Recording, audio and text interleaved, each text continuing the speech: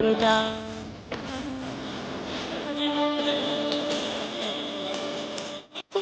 งูนโอ้โง่โง่เดี๋ยวน้องรับยังว่าเป็นรา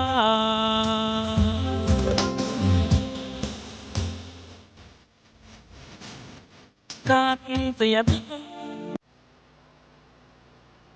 มีมาเป็นนวโลกุตรธรรม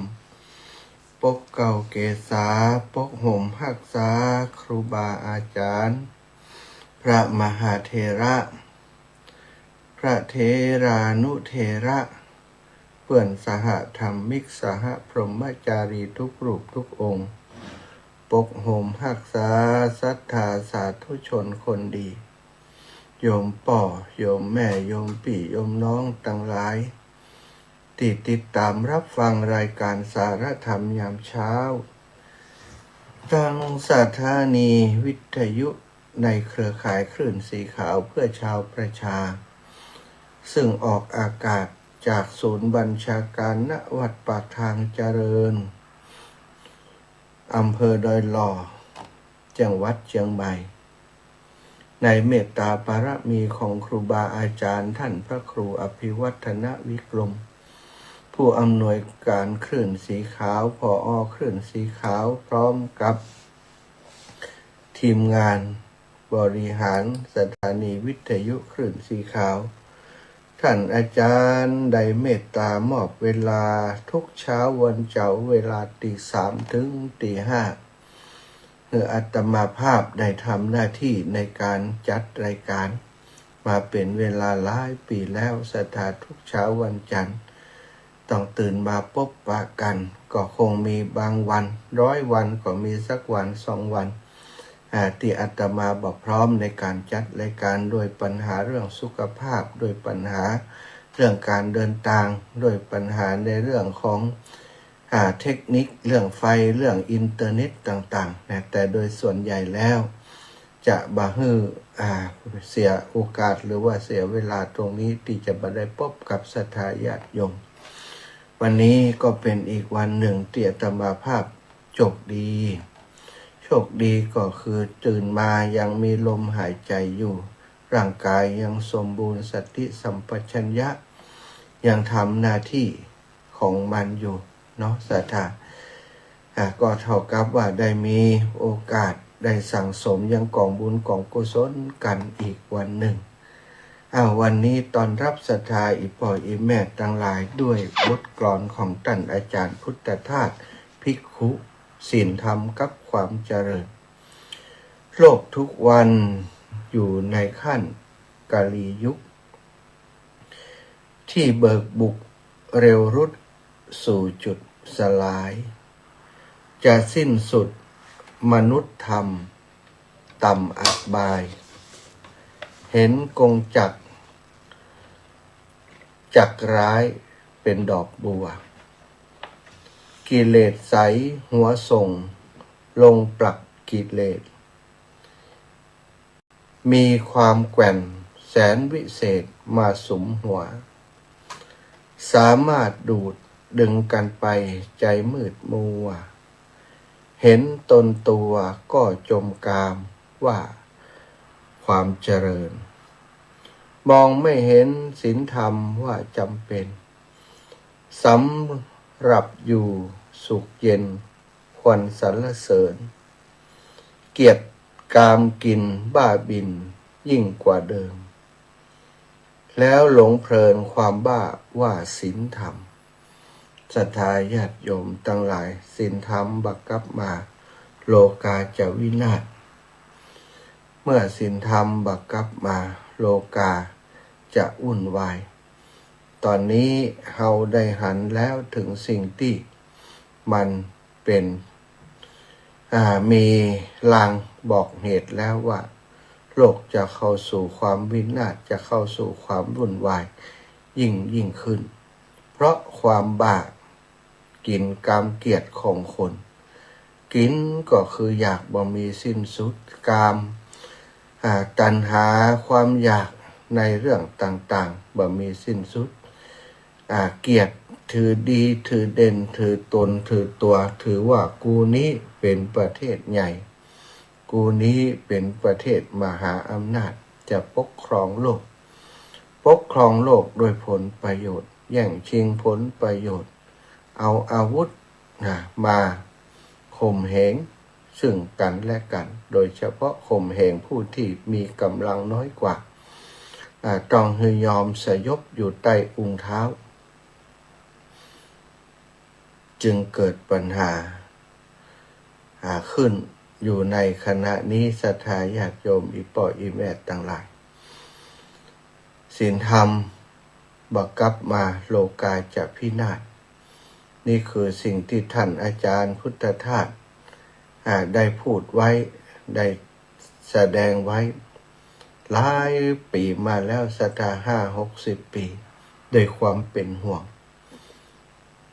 สถานการณ์ของโลกบ่เคยมีความสงบสถานเมื่อใดผู้นำที่หันแก่ตัวผู้นำที่หันแก่ประโยชน์ส่วนตน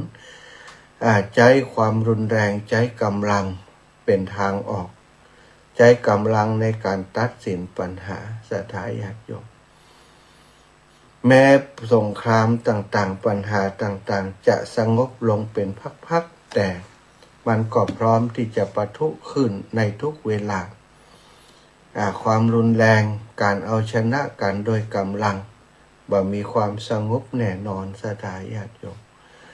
ถึงวันนี้ผู้ที่ถูกรังแกจะยอมเพราะว่าบ่มีทางสู้แต่วันหนึ่งเมื่อเขามีทางสู้เมื่อเขามีกำลังก็จะต้องสู้อีกครั้งหนึ่งเหมือนกับเหตุการณ์สถานการณ์ต่างๆที่เกิดขึ้นบนโลกใบนี้ของเราในขณะนี้ก็เป็นการต่อสู้ช่วงชิงเรื่องผลประโยชน์เรื่องของการต่อสู้เพื่อเกียรติยศเพื่อศักดิ์ศรีของตนที่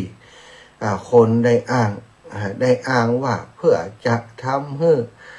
ปัดโลกนี้สงบเย็นนะศรัทธาข้ออ้างว่าต้องการให้โลกนี้สงบเย็นแต่ได้งัดอาวุธยุทโธปกรณ์ที่เป็นอันตรายต่อชีวิตและทรัพย์สินของประชาชนมวลประชาคมโลกได้มาต่อสู้ห้ำหันกันเกิดความเดือดร้อนอยู่ในขณะนี้ทุกหย่อมหย่าศรัทธาเป็นเรื่องที่น่าเป็นห่วงเหมือนกันก่อนที่จะอูจาเรื่องนี้ศรัทธาญาติโยมมันเกี่ยวอะไรอย่างกับเขาจะต้องระวังอะไรอย่างพ่องอย่างใดมันจะเกิดอะไรอย่างไปหน้าพ่องเดี๋ยวก็จะมาอูกันหลังจากที่ไหว้พระสวดมนต์แล้วเนอะ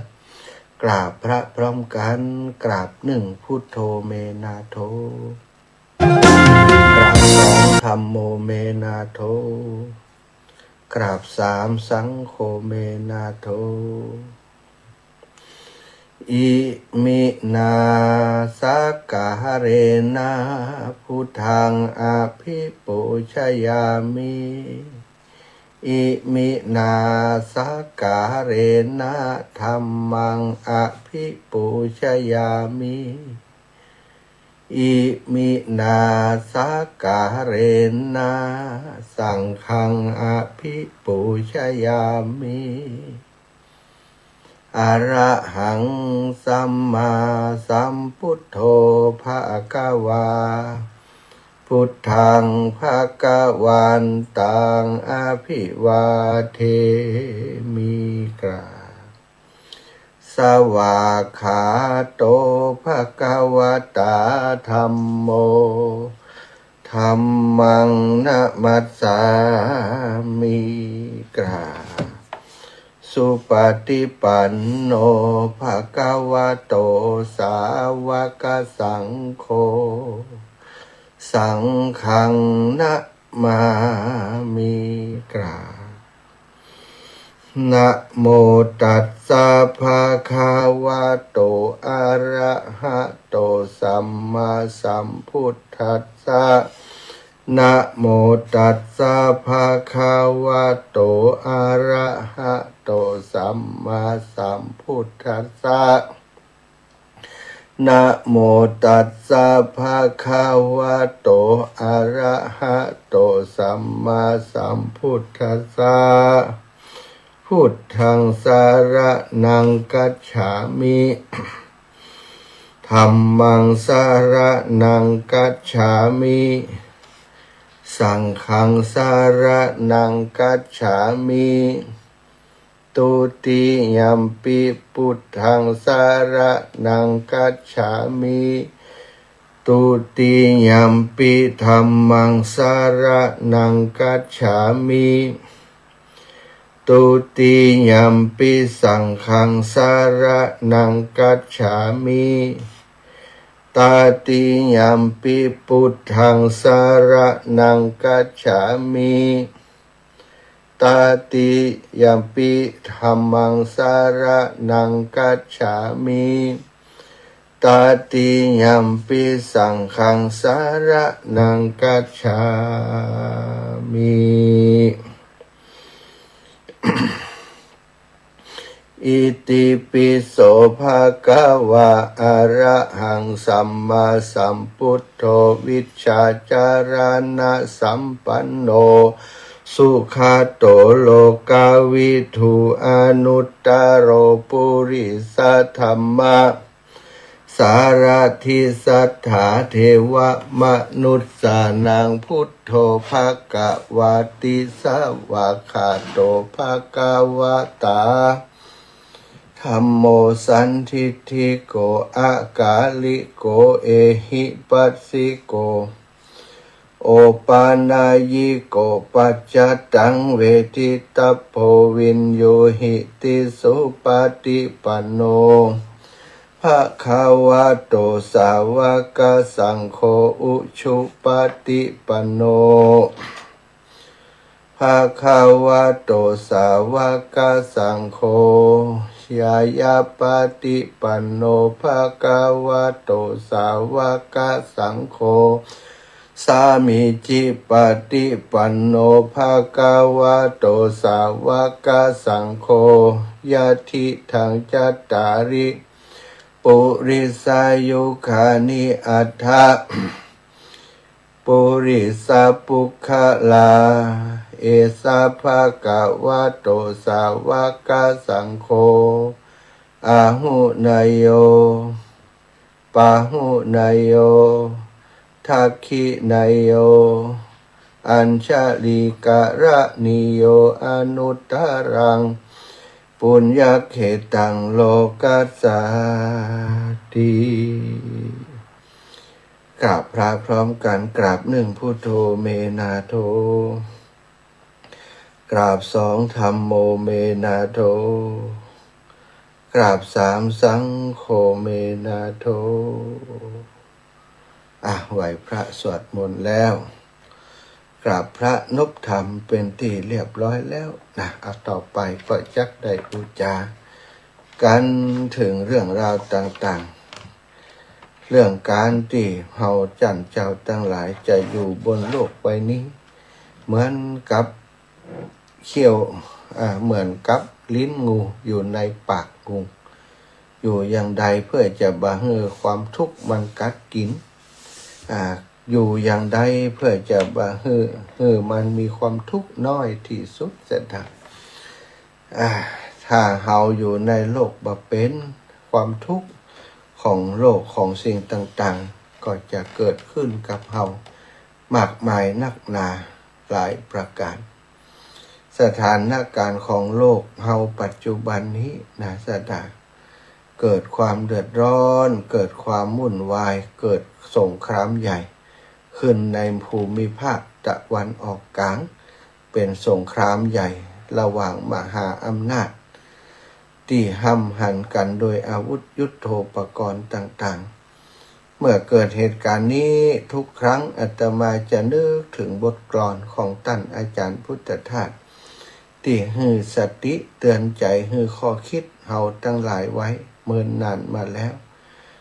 ว่าศีลธรรมบักกลับมาโลกาจะพินาศถ้าศีลธรรมบักกลับมาโลกาจะวินาศมนุษย์ชาติจะเลวร้ายกว่าสัตว์เดรัจฉาน มัวหลงเรื่องกามกินกามเกลียดนิพพานล้วนดื้อด้านบัดเหนี่ยวรั้งบังคับใจอาชญากรรมเกิดกระหน่ำลงในโลกมีเลือดโชกแดงฉานแล้วซ่านไหลเพราะบ้าบินบ้ากามซามเกินไปบ้าเกียรติก็พอได้ให้เมาตนอยากครองเมืองครองโลกโยกกันใหญ่ไม่มีใครเมตตาใครให้สับสนขอศีลธรรมได้กลับมาพาหมู่คนให้ผ่านพ้นวิกฤตการทันเวลาท่านอาจารย์ได้ประพันธ์ไว้หัวข้อธรรมในคำกรและบทประพันธ์ของศิลวญาติธรรมโคตของพุทธทาสส่วนอุสมมูลนิธิกรุงเทพ2529หน้า103สถาเมินแล้วที่ท่านอาจารย์ได้ประพันธ์ไว้ปัจจุบันนี้โลกของเราได้มาถึงจุดเดือดนะอีกครั้งหนึ่งจากเรื่องของสงครามศรัทธาญาติโยมสงครามระหว่างประเทศที่เรียกว่าเป็นมหาอำนาจทางเศรษฐกิจโลกแล้วก็มหาอำนาจทางการทหารมีอาวุธยุทโธปกรณ์เครื่องมือเทคโนโลยีขั้นสูงในเรื่องของการรบศรัทธาการรบมีไว้อะไรอย่างการรบสงครามอาวุธมีไว้เพื่อจะปกป้องประเทศ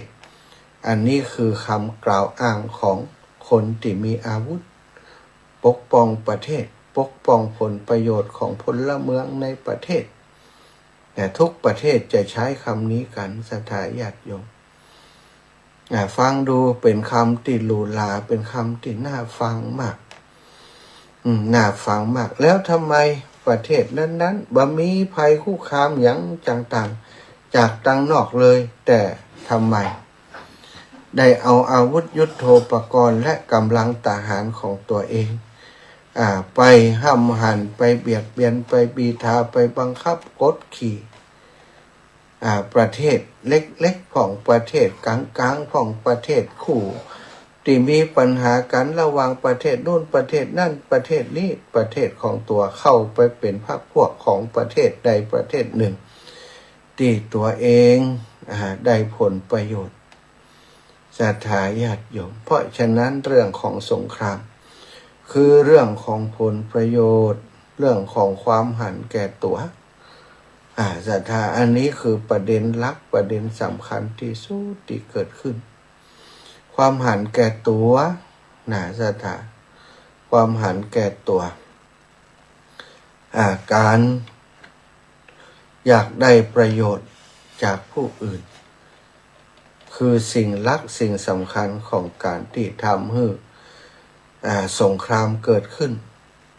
เพราะฉะนั้นการหันแก่ตัวการเอารัดเอาเปรียบการมีทิฏฐิมานะการบากินบากามบาเกียรติบ่าหู้จักเพียงพอรวยอยู่แล้วก็อยากจะรวยแหมใหญ่อยู่แล้วก็อยากจะใหญ่แหมซะทั้งจึงบ่าหู้จักพอในเรื่องของอำนาจต่างๆต้องการอำนาจบาอำนาจเข้าใจว่าตัวเองนี่เป็นตำรวจของโลกตัวเองนี่ยิ่งใหญ่ที่สุดสถานเลยก็ทำให้เกิดปัญหาความรู้สึกความคิดอย่างนี้ของผู้นำของประเทศใดก็ตามที่เกิดความรู้สึกอย่างนี้ว่าตัวเองเป็นตำรวจโลกตัวเองคือคนที่จะปกครองโลกคนอื่นจะต้องอยู่ใต้ฝ่าเท้าของตัวเองเมื่อปกครองแล้วก็เป็นผู้ปกครองที่เหมือนกับนกไก่ยางนกไก่ยางกับป่าสถาปกครองป่าบางป่าทะเลาะกันแต่ป่าหายไปตึงวันเพราะไอ้ยางก็เพราะนกไก่ยางกิน นกกระยางเอาไปกินเอาเปรียบนี่ก็เช่นเดียวกันปกครองโลกโดยการเอาอาวุธขึ้นมาบังคับวีทาให้ประเทศเล็กๆยอมเปิ่นบ่ยอมก็ต้องสู้รบก็สูญเสียการสู้รบปัจจุบันนี้บ่ได้สูญเสียเฉพาะประเทศคู่สงครามสถานที่ฮบกันสองประเทศมันสูญเสียไปทั่วโลกนะไปทั่วโลกเลยเศรษฐกิจพังนะสถานะมันที่เป็นทรัพยากรที่ใช้ในการขับเคลื่อนเศรษฐกิจโลกมีความชะงักงันปัจจุบันนี้ก็ราคาแพงขึ้นสถานอย่างน่ากลัวบางประเทศขาดน้ำมันบ่มีน้ำมันใช้จะมีปัญหาไปแหมอย่างน้อยเป็น10 ปีนี่สถานญาติโยมทั้งหลายจึงเป็นเรื่องที่น่าเป็นห่วงเนาะในส่วนของเฮาก็ต้องมาอู้กันว่าติครูบาอาจารย์เปิ่นสอนเปิ่นตักเตือนไว้มันเป็นเรื่องจริงศีลคำบักกลับมาโลกาจะวินาศนะสอนใจของชาวพุทธทั้งหลายของหมู่เฮาทั้งหลายหากมนุษยชาติขาดศีลธรรมยึดติดเอาแต่วัตถุนิยมเป็นใหญ่เอาความร่ำความรวยความสุขสบายเป็นใหญ่บาเรื่องกินบาเรื่องกามบาเรื่องเกียรติศรัทธาหันแก่ตัวอย่างนี้ไร้ความเมตตาต่อเพื่อนมนุษย์โลกจะต้องเกิดภัยพิบัติเกิดอาชญากรรมซึ่งพ้องกับปณิธานพ้องกับเรื่องราวที่เกิดขึ้นในสังคมยุคนี้สมัยนี้กลายเป็นวิกฤตนักนาศรัทธาคำเตือนเนี่ยเรื่องนี้เป็นคำเตือนที่น่าเอามาใส่ใจถ้าเฮามัวเมาในกินในกามในเกียรติดื้อดึงบังคับใจตนเองเรื่องราวเหล่านี้ก็จะต้องเกิดขึ้นอย่างนี้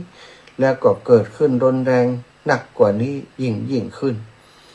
หากมนุษย์พัฒนาอาวุธไปไกลกว่านี้สถานอาตมาคิดว่าเป็นไปได้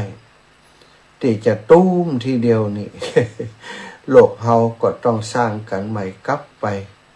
สู่ยุคที่ทุกอย่างน้ำบรรลัยไฟดับนะสัตว์มืดมิดไปทั่วจักรวาลทั่วโลกมนุษย์ของเฮานี้โลกมนุษย์ไม่ใช่แก่นใหญ่สักเท่าใดตอนนี้มันถล่มยิงกันลงไปความร้อนที่ลงไปในพื้นผิวโลกนี่มีโอกาสที่จะปะทุเป็นระเบิดอยู่ภายในทางนักวิทยาศาสตร์วันกลัวเกรงกลัวเรื่องนี้มากสถานญาติโยม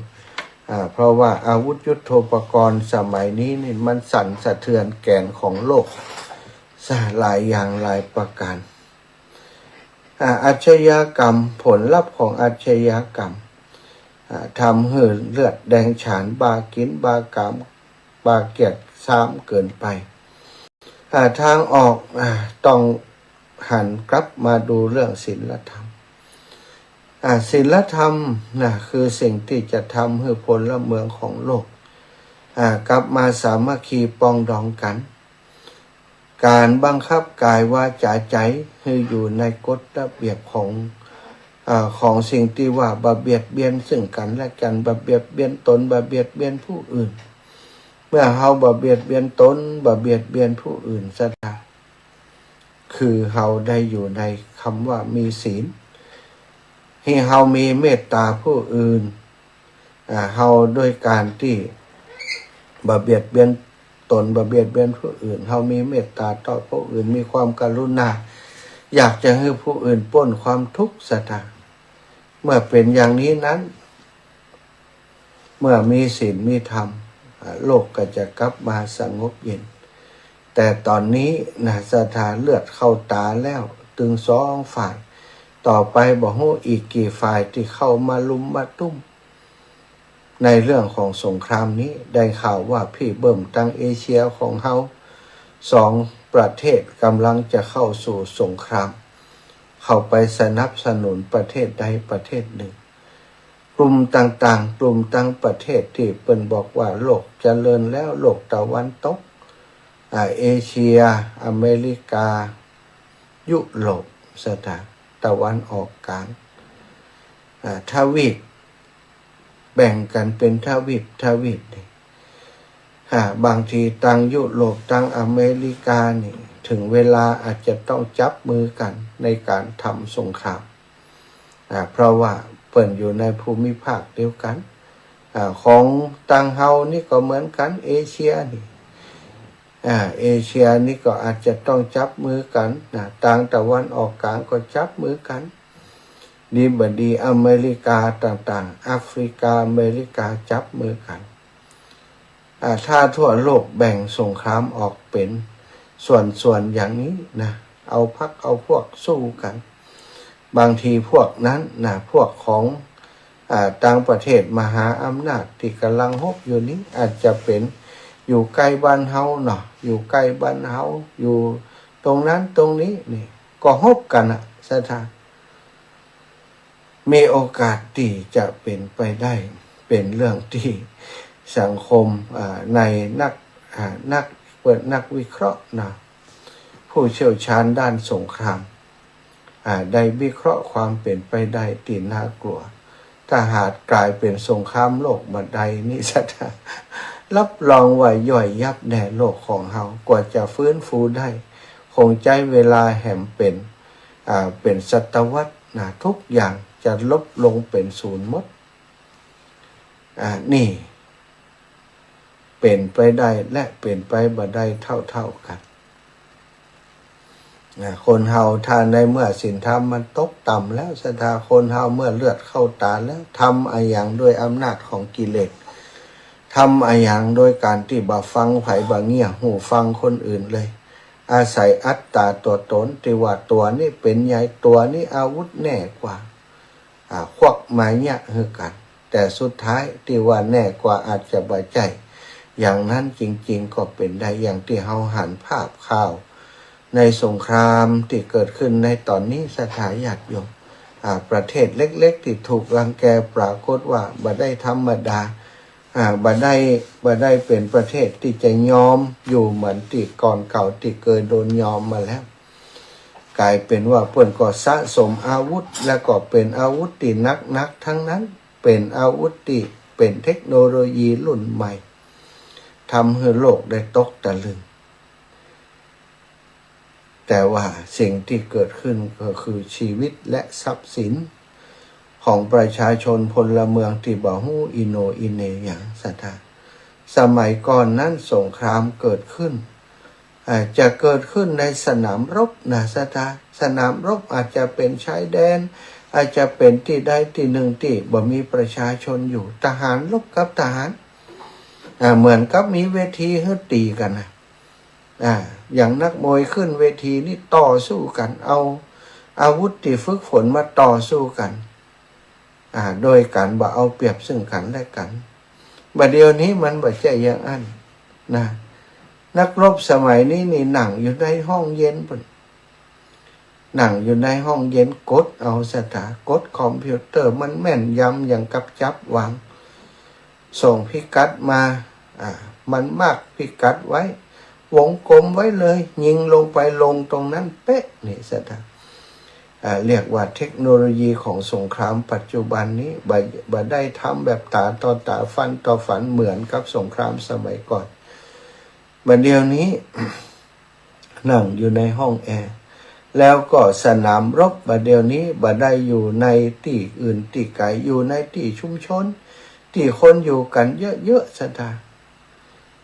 ฐานทัพสถานที่ยิงปืนยิงอาวุธต่างๆกลายเป็นว่าอยู่ในชุมชนสถานพ่ออีแม่ทั้งหลายฐานทัพอยู่ในชุมชนอยู่ตั้งบนฐานทัพอยู่ตั้งลุ่มเนี่ยเพื่อจะเอาโลกมนุษย์มาป้องกันการทำลายล้างประเทศที่จะทำลายล้างก็ฮู้แล้วว่ามันอยู่ตรงนี้ทำลายเลยส่งอาวุธมาทำลายฐานทัพนั้นโดยที่บ่ได้สนใจชีวิตที่อยู่เบื้องบนคลาคล่ำไปโดยผู้คนเป็นล้านคน ยิงลงมาถล่มลงมาเป็นเท่าเป็นทานเป็นผุยเป็นผงมึงยิงกูกูก็ยิงมึงมึงยิงกูกูก็ยิงมึงยิงกันไปยิงกันมาตอนนี้สถานเข้ามาวันที่8ที่9ความสูญเสียมากมายมหาศาลเกิดขึ้นถ้าเฮาบ่าใส่ใจในเรื่องของเศรษฐกิจความเกี่ยวข้องผลกระทบที่เกิดขึ้นเฮาอาจจะคิดว่าโอ้เฮาอยู่ไกลจากที่เปิ้นยิงกันได้ยินเสียงอาจารย์เกี่ยวกับเฮา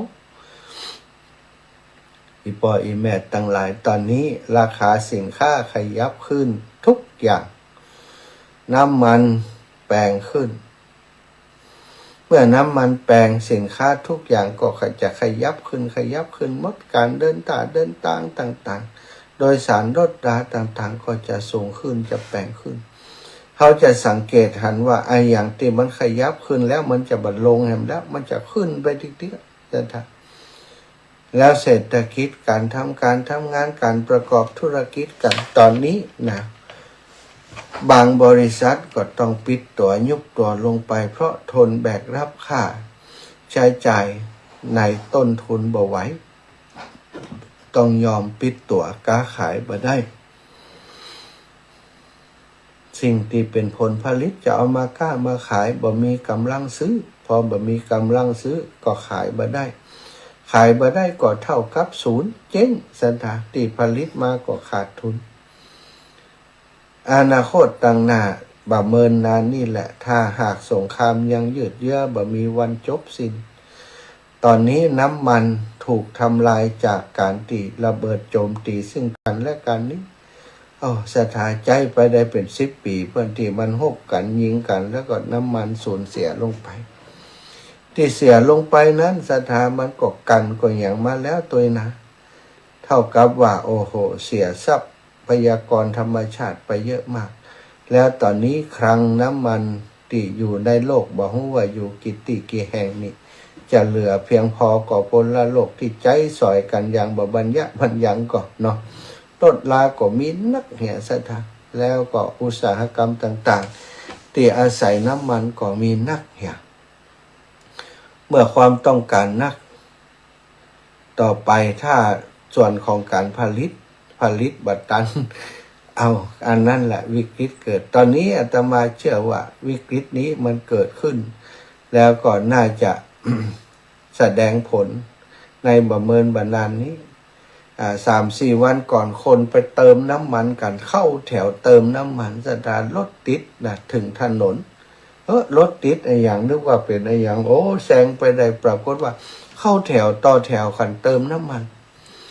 โดยความกลัวว่าน้ำมันจะบดบางพ่องเอาเกลลอนมีต่อใดไปใส่เปิ่นบ่ฮื้อใส่เกลลอนให้เหมาะสถานเติมได้คนละ400-500ก็ว่ากันไป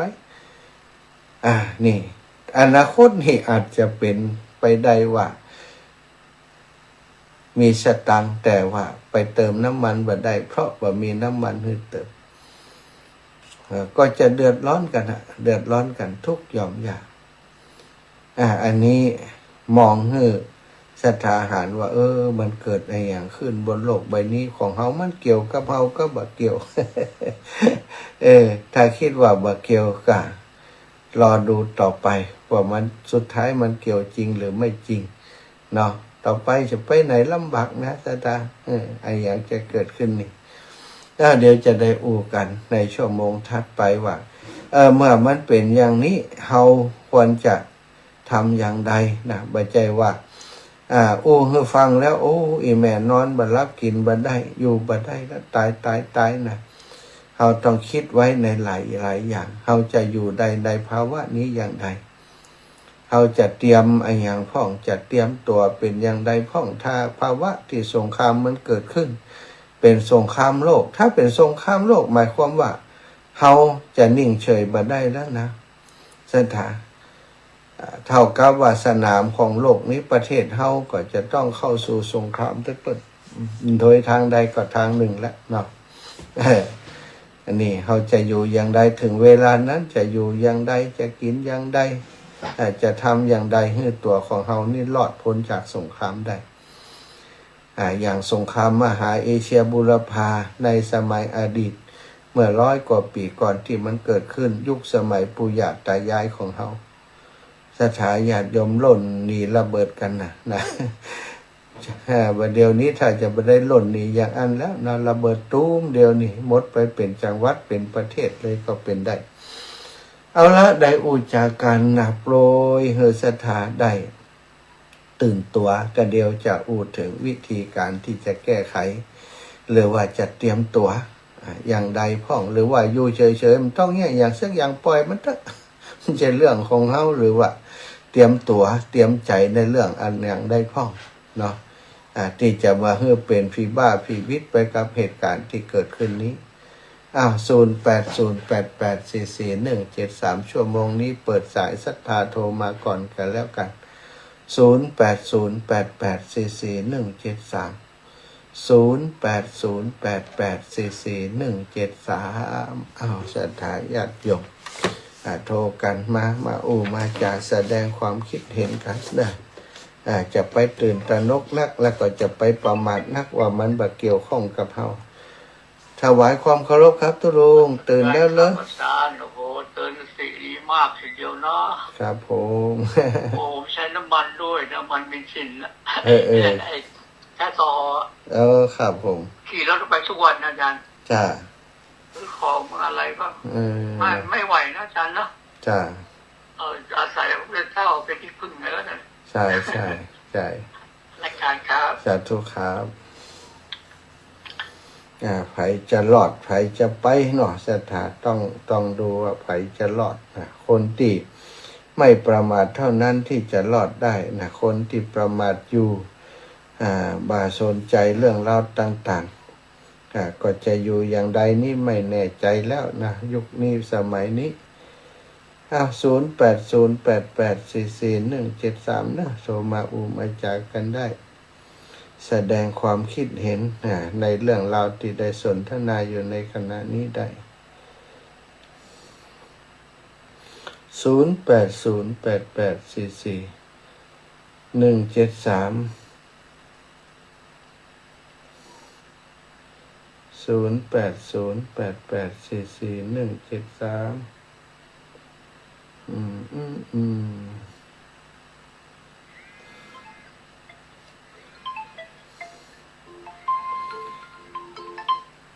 เจริญพรแม่สมบูรณ์เอาก็เขาเนี่ยจะได้กันเข้าไปเนาะปลูกพักไว้นักแปลงแน่ฟักไว้ใส่เคียนี่มันต้องห่วงแปลงขึ้นแน่นอน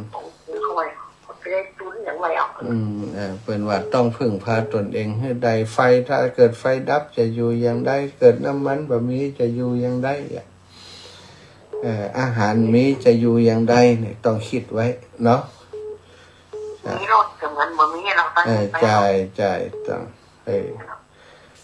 ดินตีนไปไหนมันจะแถวก็เกี้ยมรถถีบไว้กัน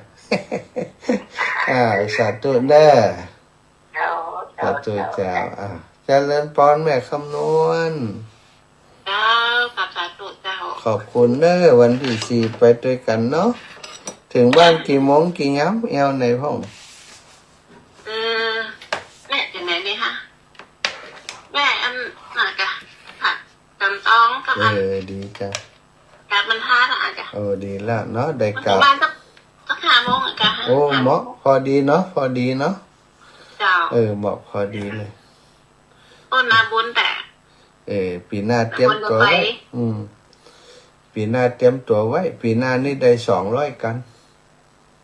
ปีหน้าขึ้นสีขาวได้200 กันลงทะเบียนหมดเหมือนกับเขาไปนั่นนะลงทะเบียนครับสาธุแม่นะขอบคุณนะโมทนาบุญโยมแม่นะสาธุนี่สายบุญสายใหญ่ของอำเภอเมืองปานแม่บัวพัดกุลันเป็นได้เป็นน้องเมืองฝางน้ำมันบะหมี่เขายังไงน้ำมันบะหมี่ก็ใจอย่างไงใจบัดเดียวนี้ก็ต้องเตรียมขี้ไข่ย่าไว้ยังก่อนนะในป่ากลมนี้ จะก็เตรียมตัวไว้เนาะ บ้านเรานี่เป็นบ้านคุณก็เป็นอะไรของคุณเจ้าคุณปอหมูเขาผู้คนเนาะ ใช่ ชาติไทยเขาบอกว่ามันไปรับได้ ใช่เนาะ มันก็จะมันทำนะว่าเราเปิดเพลงนะวันนี้ตื่นเช้าไอ้นั่นโอ้แต่ว่ารับดึงตื่นว่ะ โอ้จะเป็นวันจันทร์ 5 โมงแต่ว่า โอ้จะเป็นวันจันทร์ก็ฮะ เจ้าผู้กำลังใจท่านหาเนอะ สาธุขอบคุณโยมแม่นักเจ้า ตอนนี้ชัดเจนดีเหมือนจะเป็นมานี่นะ สาธุสาบุญรักษาแม่เนอะเอ้าจะเจริญพรโยมแม่สุดแก้วสอนศรีนุสร เจ้ากลับไปศาลนะเจ้าได้ไหว้พระสวดมนต์โดยธรรมดาเจ้ามาแล้วนะเจ้าเจ้าแม่สุแก้วสอนศรีนุสรบ้านศิลาพรฟังชัดเจนดีนะเจ้าท่านพระมหาเจ้าแม่สุแก้วจะโอนปัจจัยไปช่วยอันวัดสังฆวัดบ้านหลองใต้ที่พระครูกัลยาเปิ้นไปสร้างพุ่นน่ะเปิ้นจะขึ้นปล่อยวันที่10มื้อมานึ่งแม่สุแก้วจะโอนปัจจัยไปร่วมบุญโดยเพื่อนเข้าบัญชีท่านพระมหาไปเด้ออีแม่อันเปิ้นได้บอกบัญชีไว้ล่ะท่านพระครูเปิ้นบ่ได้บอกไว้แล้วอีแม่เจ้าเปิ้นว่าโอนเข้าบัญชีท่านมหาสมศักดิ์ท่านเด้อเดี๋ยวจะบอกเปิ้นเปิ้นบอกเปิ้นไปวันที่หยังก็เปิ้นจะไปที่หยังก็ไปวันที่10นี้กะมีนานี่กะเปิ้นจะเอายาขึ้นไปแจกคือเปิ้นโดยเปิ้นบ่มียากินเปิ้นเขาซื้อยาเจียงไป7-8 ตอนปุ้นยาแก้ปวดนี่น่ะเจ้าสาธุในจันได้ไหมจะได้โอนเข้าไปหาเพื่อนบอกว่าฝากไปท่านพระครูกัลยาวัดม่อนห้วยแก้วนะเจ้าเดี๋ยวจะถามเป็นเนาะจ้าสาธุค่ะแม่สาธุค่ะดูวัดเพื่อนมันมีฟืนมีไฟเจ้าเจ้ากลับไหว้สาธุนะเจ้าเด้อสาธุเจ้าแม่แม่ยายพรดงวัวแดง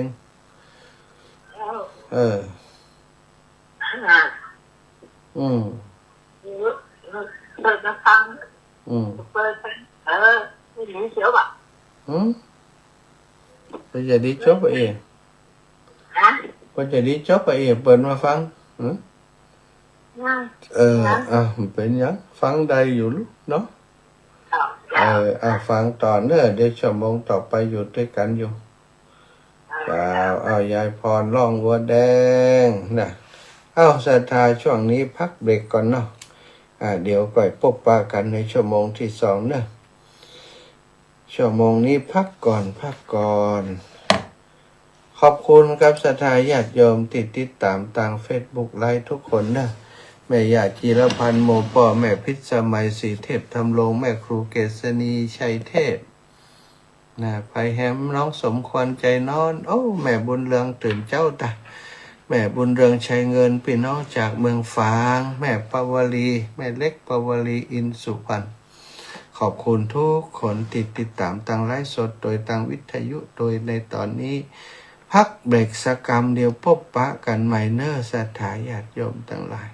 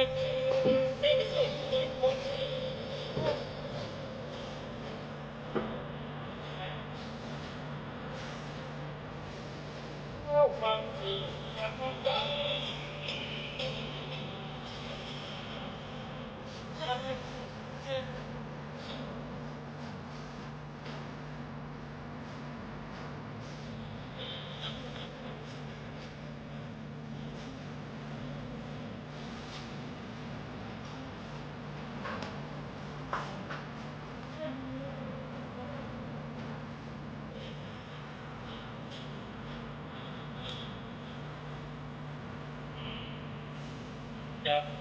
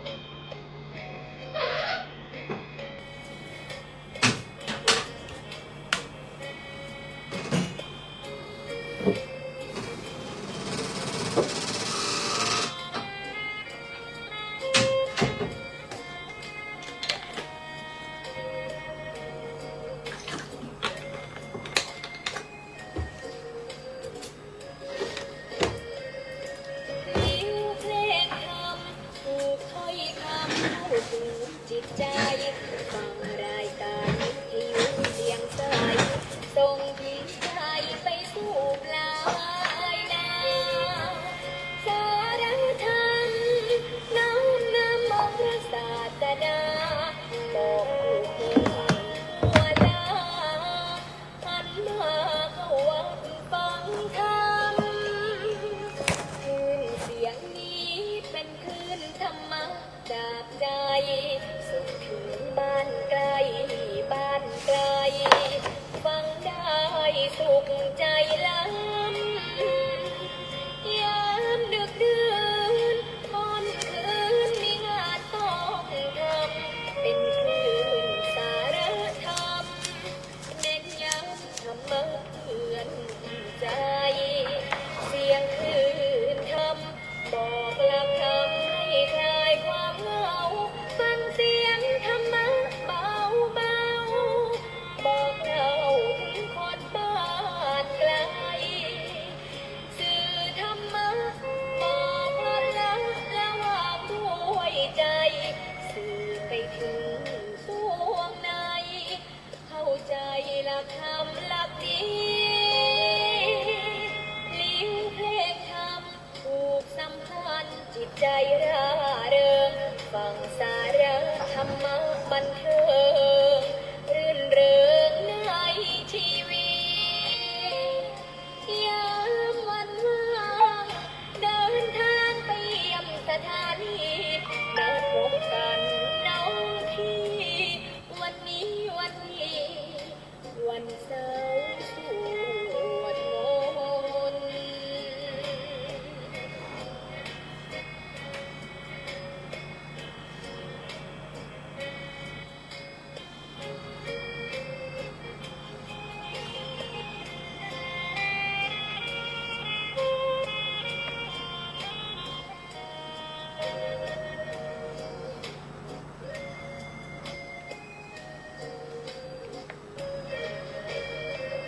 เสียงคลื่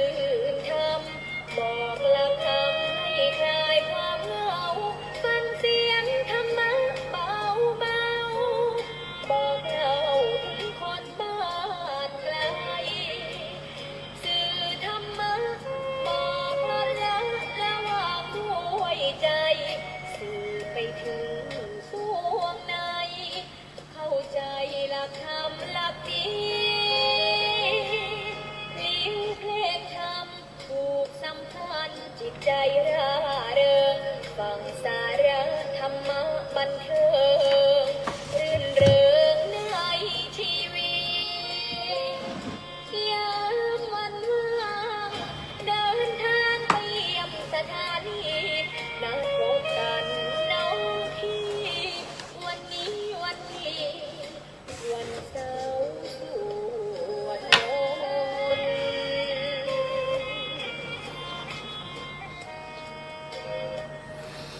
์ ศรัทธาญาติโยมพอได้พักผ่อนนะ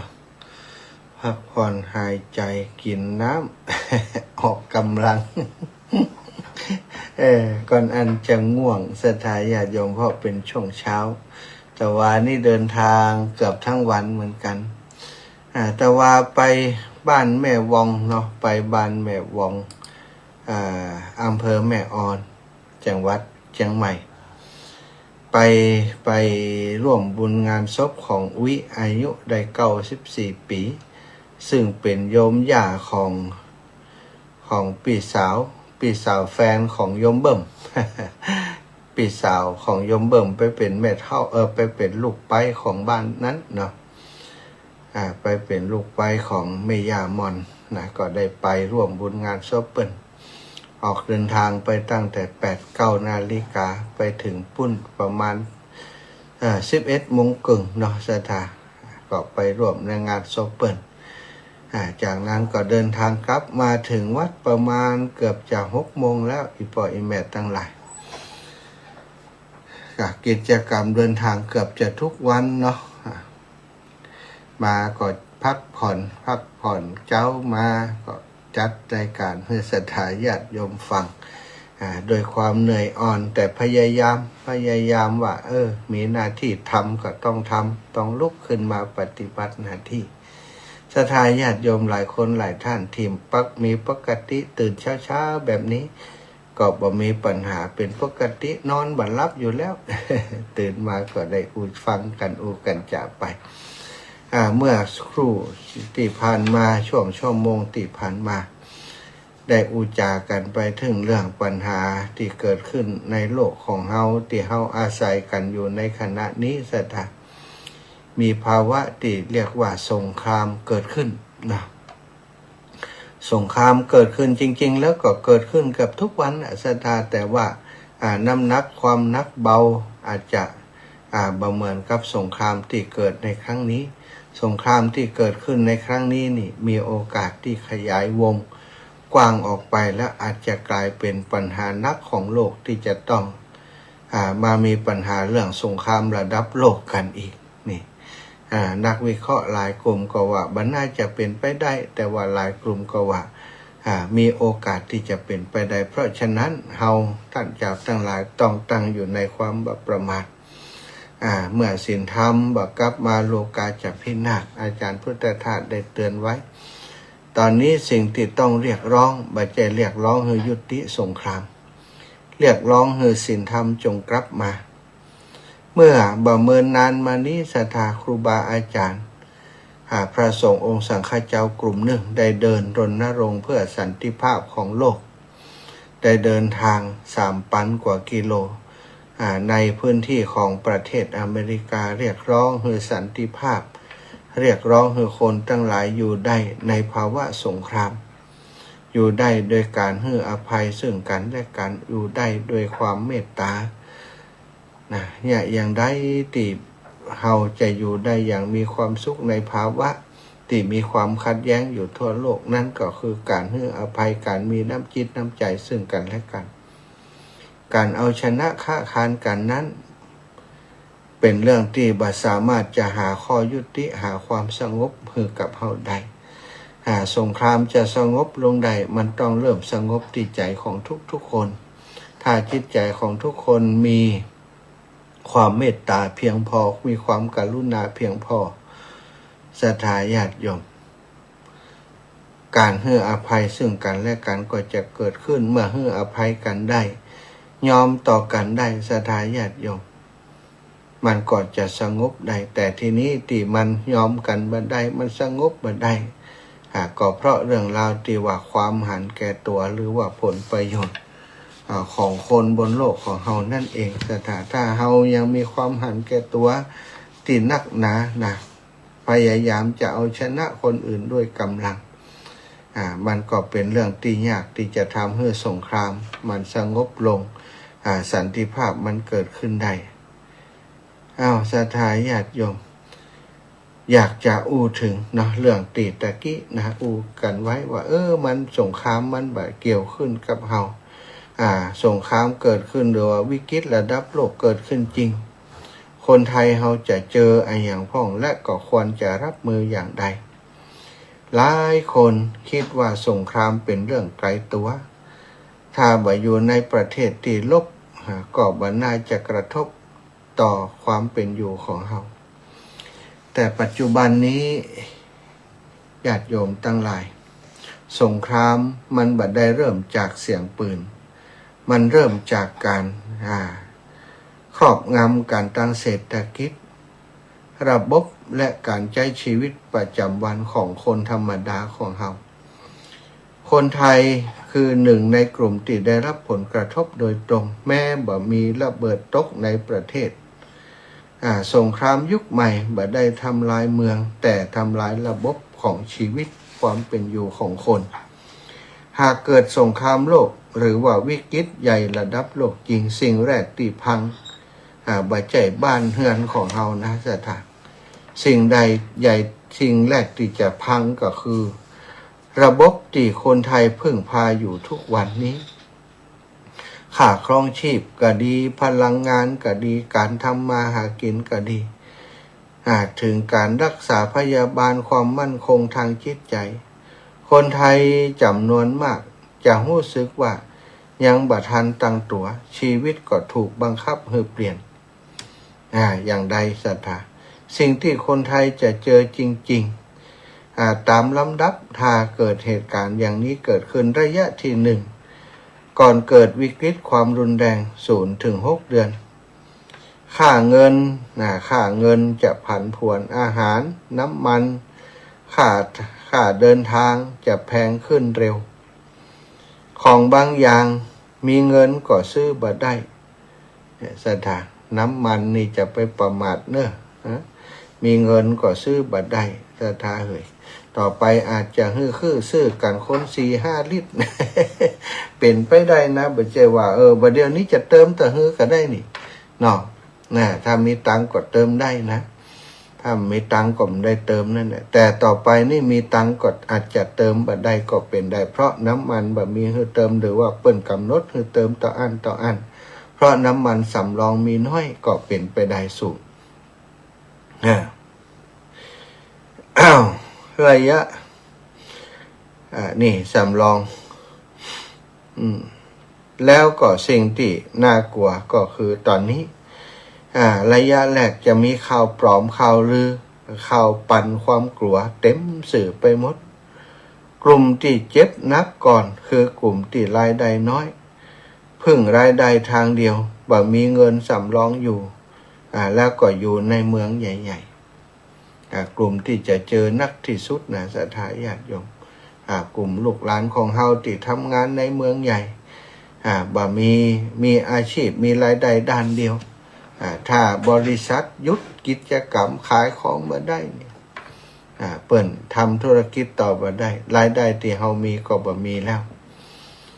ถือภาวะสงครามนี่มันยังก็เกิดขึ้นได้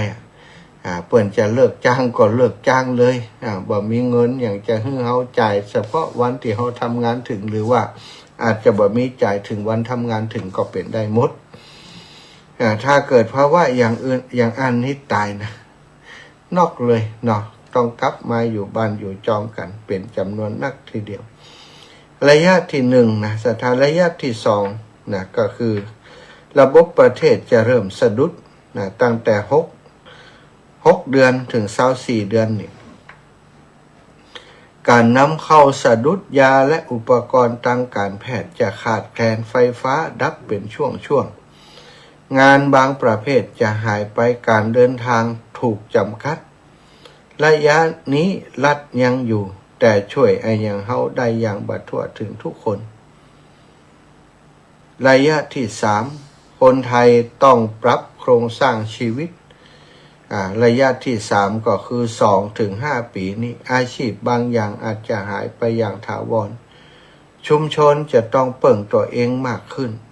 คนจะย้ายกลับถิ่นฐานภูมิลำเนาเดิมเมืองใหญ่เพราะบางกว่าที่เฮาคิดเพราะเมืองใหญ่นี่มันทำอย่างได้พึ่งพาตัวเองได้ยากให้นาป่าตั้งก็บ่มีนะระบบชนรับประทานอย่างก็บ่มีนะสถานระดับเมืองหลวงเมืองใหญ่นี่พื้นที่ทำการเกษตรบ่มีเฮ็ดอยู่เฮ็ดกินทำบ่ได้ต้องกลับไปอยู่ในหมู่บ้านในชุมชนซึ่งพอจะพึ่งพาตัวเองได้เนี่ยระยะนี้คนจะกลับภูมิลำเนามากความเสี่ยงที่คนไทยต้องรู้คือตันก็คือเรื่องอาหารปุ๋ยนะสิ่งที่เราต้องนำเข้าจะแพงขึ้นผลผลิตจะลดลงการขนส่งจะสะดุดของจะเน่าเสียราคาขึ้นอย่างรวดเร็วกว่ารายได้พลังงานน้ำมันจะขาดช่วงไฟฟ้าดับตามรอบคนบ่มีแผนสำรองใช้ชีวิตลำบากทันทีมันเคยเกิดขึ้นมาแล้วที่เปิดไฟปิดไฟเป็นช่วงเนาะสถานยุคหนึ่งอาตมาจำได้ที่น้ำมันแปลงแล้วก็ไฟประเทศเฮาเลยนะขาดแคลนเรื่องไฟเรื่องอย่างต่างๆเนี่ยไฟเปิดเป็นช่วงคณะ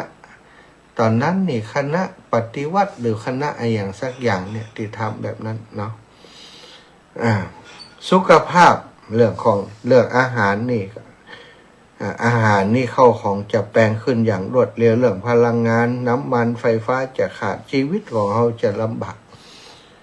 คนที่อยู่ในเมืองหลวงนี่ติดต้องเปิดแอร์ทุกวันศรัทธาลองมาขึ้นพอกันเนาะ หรือว่าถ้าไฟฟ้าดับนี่โอ้โตเมืองหลวงเปิดไฟจุดตะเกียงกันนี่จะเปลี่ยนไปได้หรือไม่ในอนาคตไปหน้าเป็นสิ่งที่บันแน่นะศรัทธาอาจจะเกิดขึ้นเนี่ยภาวนาว่าอย่าได้เกิดขึ้นเลยแต่ถ้ามันเกิดขึ้นก็ต้องตั้งรับมาดูเรื่องสุขภาพนะสุขภาพนี้เกี่ยวกับยาที่นำเข้าเมื่อเศรษฐกิจมีปัญหาอย่างอียานำเข้าจะบ่เพียงพอผู้ป่วยโรคเรื้อรังเสี่ยงสูงนะโรงพยาบาลจะตึงตัว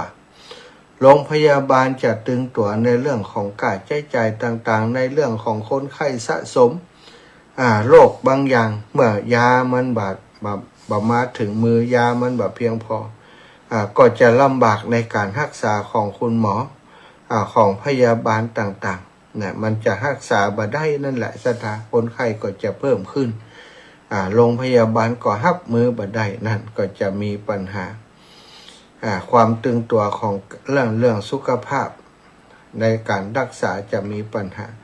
สังคมความเครียดของสังคมจะสะสมความรุนแรงระดับย่อยความ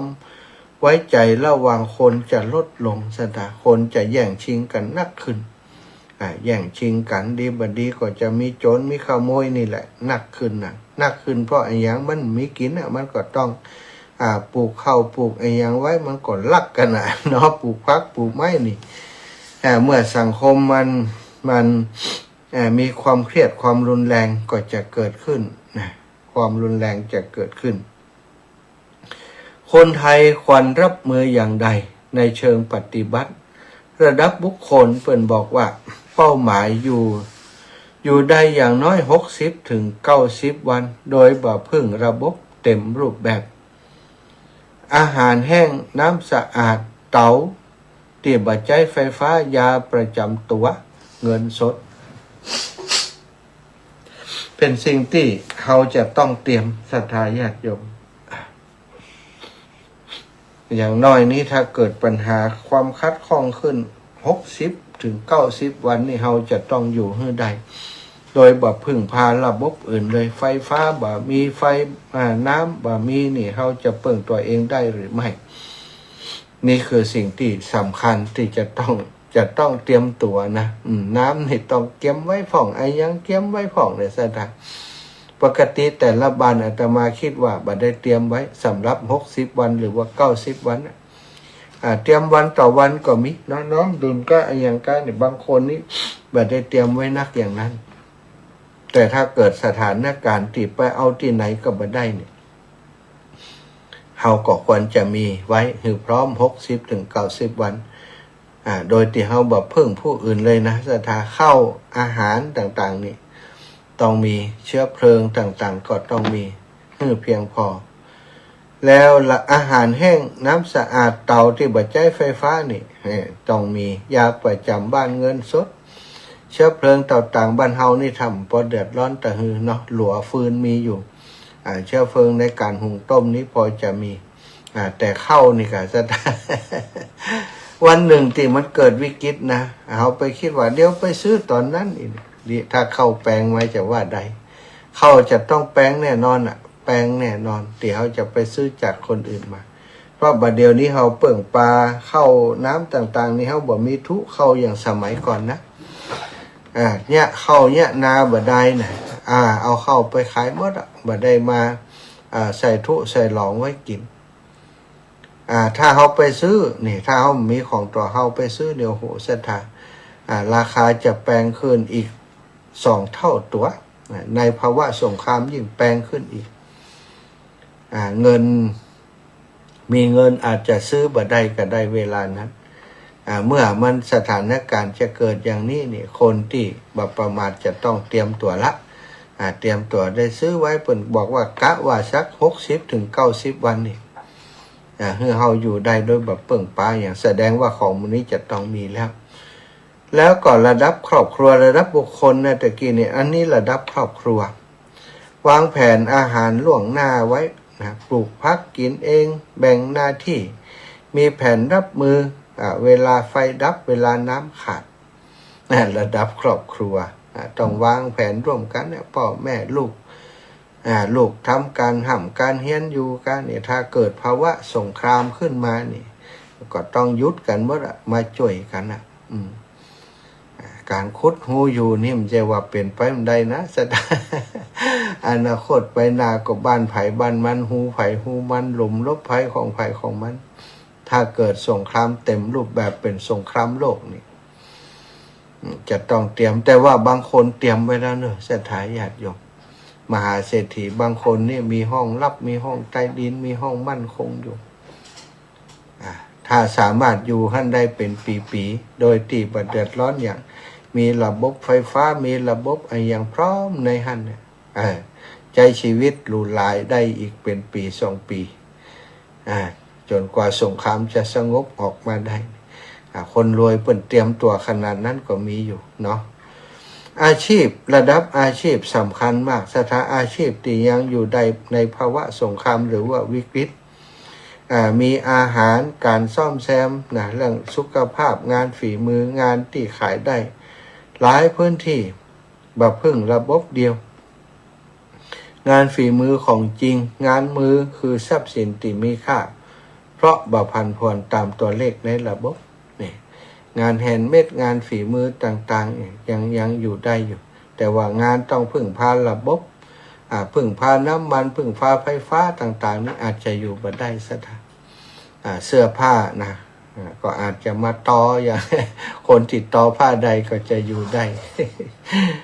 ถ้ามันเกิดสงครามหลายๆปีนี่การพึ่งพาตัวเองเป็นสิ่งที่สำคัญเรื่องเล่าเหล่านี้สถาบันได้เพื่อจะให้ตื่นตระหนกและกลัวนะแต่ว่าเพื่อจะเตรียมตัวถ้าเกิดเหตุการณ์จริงเขาจะต้องมีแผนไว้สำหรับเขาควรจะเริ่มต้นตั้งแต่วันนี้0 ถึง 3 เดือนนี่เขาควรจะเพิ่มเรื่องอาหารแห้งตรวจเช็คยาที่มีอยู่ในบ้านเฮายาโน่นยานี่มีก่ออย่างลดหนี้สินต่างๆนี่ที่เฮาอย่างที่จะเป็นภาระติดเป็นหนี้สินเพิ่มขึ้นจะมาผ่อนมาดาวช่วงนี้นี่คิดหนักๆก่อนถ้าเกิดภาวะเหตุการณ์ต่างๆเกิดขึ้นนี้นะเฮาจะรับมืออย่างใดได้พ่องเนาะต้องลดการใช้จ่ายลงมาต้องเก็บเงินเก็บออมไว้พ่องฝึกใช้ชีวิตประจำวันแบบประหยัดพลังงานลองอยู่ได้ให้มันประหยัดพลังงานอย่างใดบ่ใจว่าโอ้ตอนนี้ยังใช้จ่ายฟุ่มเฟือยอยู่นี่เฮาแสดงว่าเฮาประมาทในการใช้ชีวิตในช่วงที่เกิดวิกฤตการณ์ของโลกขึ้นนี่6 ถึง 12 เดือนควรจะขยายเสบียงปลูกพักจริงจังเริ่มรายได้ทางเลือกเพิ่มรายได้ทางเลือกปลูกพักปลูกไม้อย่างต่างๆเพื่อจะปึ่งตัวเองในกรณีที่บ่มีอาหารอย่างอื่นที่เขาไปซื้อหาบ่ได้ถ้าเขาบอกปลูกกินเองจะไปซื้อที่ไหนมีตังก็ซื้อบ่ได้อย่างที่บอกมันเกิดขึ้นแล้วนะสถาบางประเทศนี่เป็นแบบนี้แล้วนะประเทศเฮานี้ยังบ่ถึงภาวะนี้แต่ก็มีความเป็นไปได้แต่ความโชคดีของประเทศไทยสิ่งที่อู้ถึงนี้มันสามารถเตรียมตัวได้บ้านนอกของนาห่างเฮายังมีระบบน้ำระบบชลประทานที่จะเลี้ยงชุมชนเลี้ยงสังคมเลี้ยงตัวเฮาได้มีอยู่ระบบชลประทานต่างๆที่อาศัยน้ำจากพลังธรรมชาตินั้นเฮาก็ยังใจกันได้อยู่สิ่งที่เฮาจะต้องเตรียมนี่จากการที่เฮาบ่เคยทำเลยจะต้องทำแล้วปลูกผักปลูกไม้ไว้กินผักตำลึงผักอย่างต่างๆที่มันสามารถเก็บยอดเก็บอย่างใดนี่ก็ควรปลูกข่าจะไคร้พริกกากะเพรากระโปงนี่ปลูกไว้ผักไม้ใส่เคียเคยปลูกดอกประดับดอกไม้ดอกประดับนี่ก็ควรจะเปลี่ยนหรือว่าเพิ่มพื้นที่ในการปลูกผักปลูกไม้ไว้พ่องมันจะได้เซฟลดการใช้จ่ายของเฮาลงไปได้เนาะสถาญาติโยมลดการ1 ถึง 3 ปีไปหน้านี้ลดการพึ่งระบบเดียวคือสร้างเครือข่ายชุมชนเล็กๆเปลี่ยนวิธีคิดจากหวังให้รอดเตรียมตัวให้รอดหวังให้รอดเตรียมตัวให้รอดเท่าใดสงครามในศตวรรษนี้อาจ บัดทำให้ตายทันทีแต่จะค่อยๆทำให้คนล้มถ้าบัดเตรียมตัวการเตรียมพร้อมบัดใจความกลัวแต่คือสติปัญญาของคนไทยในยุคเปลี่ยนผ่านนี้หากศรัทธาญาติโยมได้ฟังมาถึงตรงนี้แล้วแปลว่าคุณคือคนที่บ่ยอมฝากชีวิตไว้กับความประมาทถ้าเฮายังฝากชีวิตไว้ความประมาทโดยความคิดว่าบ่มีก้าบ่เป็นก้า เป็นไปบ่ได้ก้านี่ศรัทธาเวลามันเป็นมาแล้วเฮาตั้งตัวบัดทันเนี่ยอย่างบัดทันท่ามกลางความตึงเครียดของสถานการณ์ในโลกที่นำไปสู่สงครามไซเบอร์ในวงกว้างสิ่งที่หลายคนมองข้ามคือความเปราะบางของระบบธนาคารออนไลน์ที่เฮาใจกันอยู่ทุกวินาทีสถาปัจจุบันนี้เฮาซื้อของอะไรอย่างต่างๆนี่ที่เป็นว่าโทรศัพท์โอนเงินถึงเวลานั้นมานี่นะสถาถ้าบ่มีเงินสดนี่มันซื้ออย่างใดนะระบบธนาคารนี่จะเปราะบางถ้าเกิดเหตุการณ์อย่างนี้ธนาคารอาจจะบ่มีตังหมุนเวียนให้เฮาจ่ายอย่างนี้นะในฐานะที่เปิ้นเตือนบัดเดี๋ยวนี้ความเคลื่อนไหวที่สำคัญจากประเทศที่ล้ำเรื่องเทคโนโลยีนี่เรื่องสังคมไร้เงินสดอันดับต้นๆของโลกซึ่งเพิ่งออกมาประกาศเตือนให้ประชาชนทุกคนเตรียมเงินสดสำรองไว้ในมืออย่างเป็นทางการนี่ก็มีประเทศสวีเดนประกาศเมื่อ4มีนาคม2026ธนาคารกลางธนาคารของประเทศสวีเดนประกาศเมื่อ2วันก่อนให้ประชาชนทุกคนสำรองเงินสดไว้อย่างน้อย 1,000 โครนาหรือว่าประมาณ 3,300 ของเงินไทยเงินบาทไทย 3,300 บาทไทยต่อคนเพื่อให้มั่นใจว่าจะสามารถซื้ออาหารและยาสามัญได้นาน1 สัปดาห์หากระบบชำระเงินล่มจากสถานการณ์ระหว่างประเทศติดเลวร้ายลงเปิ่นเตรียมแล้วนะประเทศสวีเดนแล้วก็ประเทศเนเธอร์แลนด์แนะนำให้มีเงินสดสำรองอย่างน้อย70 ยูโรประมาณ 2,700 บาทไทยต่อคนเพื่อให้อยู่รอดได้3 วันกรณีเกิดเหตุฉุกเฉินทางไซเบอร์ที่ทำให้บัตรเครดิตใช้งานบ่ได้มีโทรศัพท์สแกนบ่ได้อินเทอร์เน็ตสิงคโปร์ประกาศเมื่อเดือนมีนาคม2026จัดซ้อมรับมือภัยไซเบอร์ภัยกับภัยที่จะเกิดขึ้นระบบเศรษฐกิจโลกในยุคไซเบอร์นี้เปิ่นประกาศ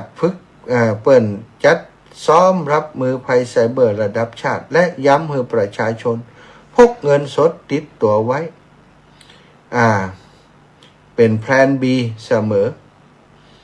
ไม่ใช่เรื่องของการถอยหลังเข้าคลองนะแต่คือการสร้างภูมิคุ้มกันทางการเงินในวันที่ระบบดิจิทัลอาจไม่ใช่คำตอบเดียวเสมอไปวันหนึ่งถ้าเขามีตังในบัญชีนี่แต่ถ้ามันถอนมาได้ใจสแกนมาได้ระบบมันล่มเนี่ยถ้าบ่มีเงินสดแล้วนี่ตายนะอีปอยอีแม่ตั้งหลายต้องมีเงินสดติดตัวไว้ช่วงนี้ระมัดระวังมีสตังค์ก็ต้องเก็บนะเก็บไว้สำรองไว้ใช้ไว้จ่ายยามขับขันยามจำเป็นยามติดระบบธนาคารมีปัญหายุทธศาสตร์กระเป๋าสตางค์สำรองที่ทุกคนควรมียุทธศาสตร์72 ชั่วโมงพกเงินสดติดตัวหรือเก็บไว้ในที่ปลอดภัยที่บ้านเป็นธนบัตรย่อยเพื่อเพียงพอสำหรับค่าใช้จ่ายพื้นฐานอย่างน้อย3 วันเพราะในยามวิกฤตเงินสดคือสิ่งเดียวที่การันตีว่าเฮาจะเข้าถึงทรัพยากรจำเป็นได้ทันทีโดยบ่ต้องรอสัญญาณอินเทอร์เน็ตอาจจะซื้อกับข้าวกับปลาสัญญาณอินเทอร์เน็ตหมุนวนสแกนบ่ได้เปิ้นบ่รับสแกนเปิ้นจะรับเงินสดอย่างเดียวเฮาก็ต้องมีเงินสดเปิ้นถ้ามีเงินสดก็ได้ ระบบมันล็อกระบบมันมีปัญหาอันนี้ระบบไซเบอร์ระบบอันอิเล็กทรอนิกส์มันจะเป็นอย่างนี้บัดเดียวนี้อาจจะสะดวกอยู่แต่ถ้าวันหนึ่งที่สงครามมันเข้าสู่ภาวะที่เต็มรูปแบบนะเทคโนโลยีต่างๆนี้มันจะยุดชะงักใดเหมือนกันนะสดาจากระบบต่างๆที่มันล่มสลายไปต้องเตรียมสิ่งเหล่านี้ไว้เตรียมเงินสดไว้กระจายจุดเสี่ยงอย่าฝากชีวิตไว้กับแอปธนาคารอย่างเดียวควรมีบัญชีธนาคารอย่างน้อย2 แห่งที่ใช้ระบบต่างการเพื่อให้เรายังสามารถจัดการเงินได้หากธนาคารใดธนาคารหนึ่งโดนโจมตีจนระบบล่มเก็บหลักฐานแนบเก็บหลักฐานแนบไว้นี่ศรัทธาญาติโยมเก็บหลักฐานแนบแบบม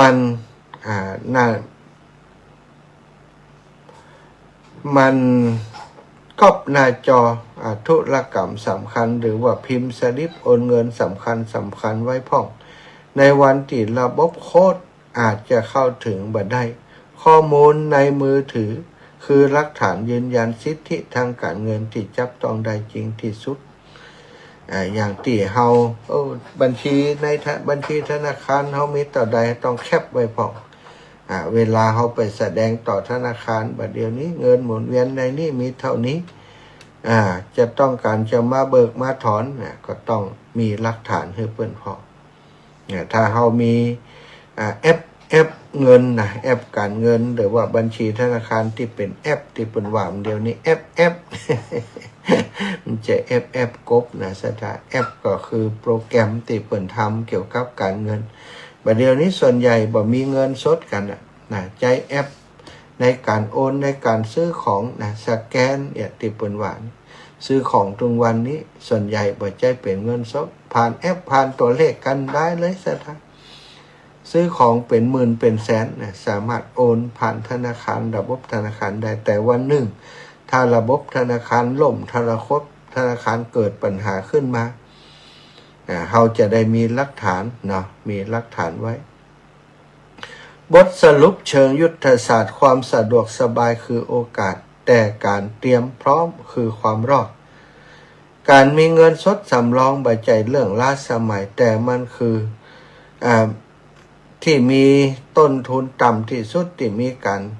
ระบบที่มีต้นทุนต่ำที่สุดในวันที่โลกกำลังจะเข้าสู่ระบบที่มันบ่แน่นอนตอนนี้เราต้องมีแผน B มีเงินในกระเป๋าไว้ถ้ายังบ่มีก็ต้องถามตัวเองแล้วว่าถ้าเกิดเหตุการณ์ขึ้นมาต่างๆนี้บ่มีเงินสดจะอยู่ได้อย่างไรอาตมาเคยหันคนที่ไปซื้อของในตลาดบางคนซื้อผักกาดผักป้อมผักชีบ่ได้สแกนเอาแม่ก้าเพิ่นว่าอีแม่มีแอปก็ไม่ได้ซื้อสตาอีแม่บ่มีแอปบ่มีอันเนี้ยบ่มีสแกนสเกินอีแม่เงินสดอย่างเดียวเอาแยกจะได้เฮามีเงินสดติดกระเป๋าไปเลยบางคนติดแต่หน้าสตาเพราะว่ามันคิดว่ามันมีหมดแต่ว่าคนเฒ่าบางคนเปิดไปมีแอปอย่างสตาขายพักขายไม้หมดนี้สรุปแล้วเขาอาจจะบ่ได้พักไม้ที่เขาต้องการก็ได้ต้องมีแผนสำรองไว้ตลอด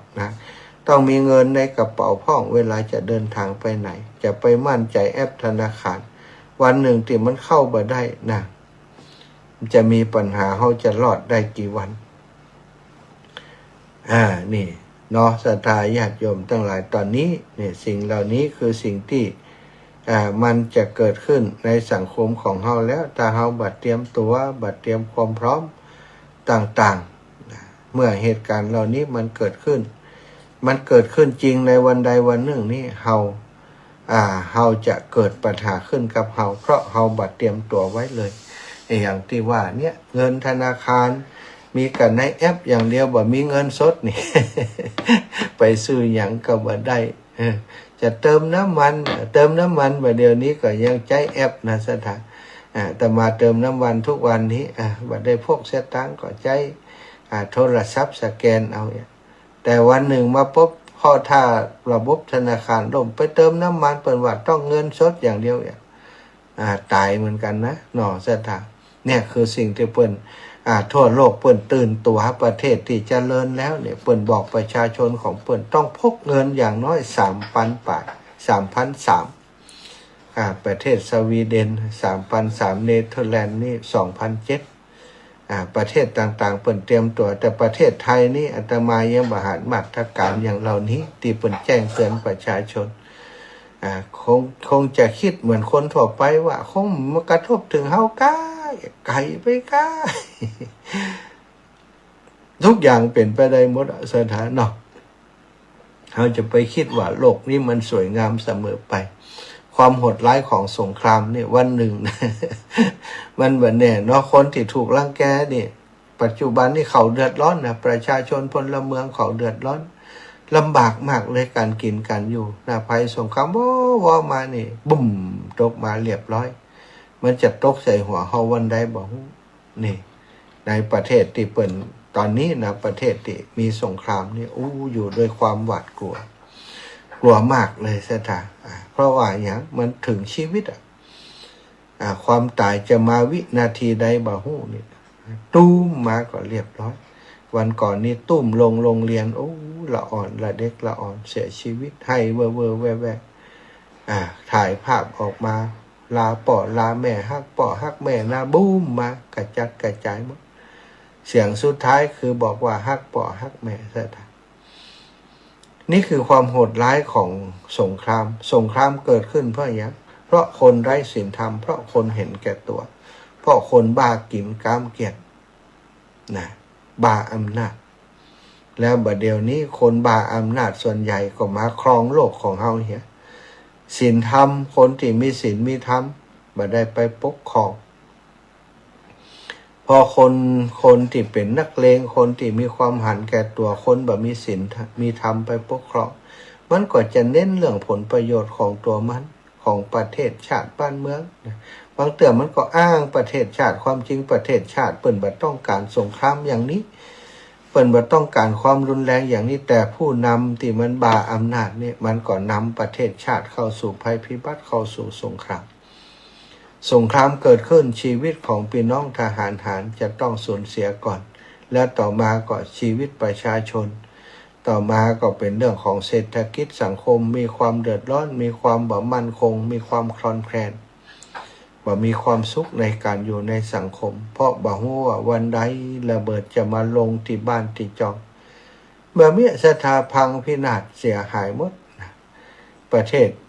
คู่สงครามไปพอทุกประเทศนะอย่างประเทศไทยเฮาที่มีปัญหาอยู่ช่วงก่อนความเสียหายก็เยอะมากนะสถาถึงประชาชนบ้านเมืองในแนวตะเข็บชายแดนประเทศเพื่อนบ้านก็เหมือนกันตึงชีวิตและทรัพย์สินสงครามนี้มันมีความปราณีนะอาวุธนี้บ่มีตา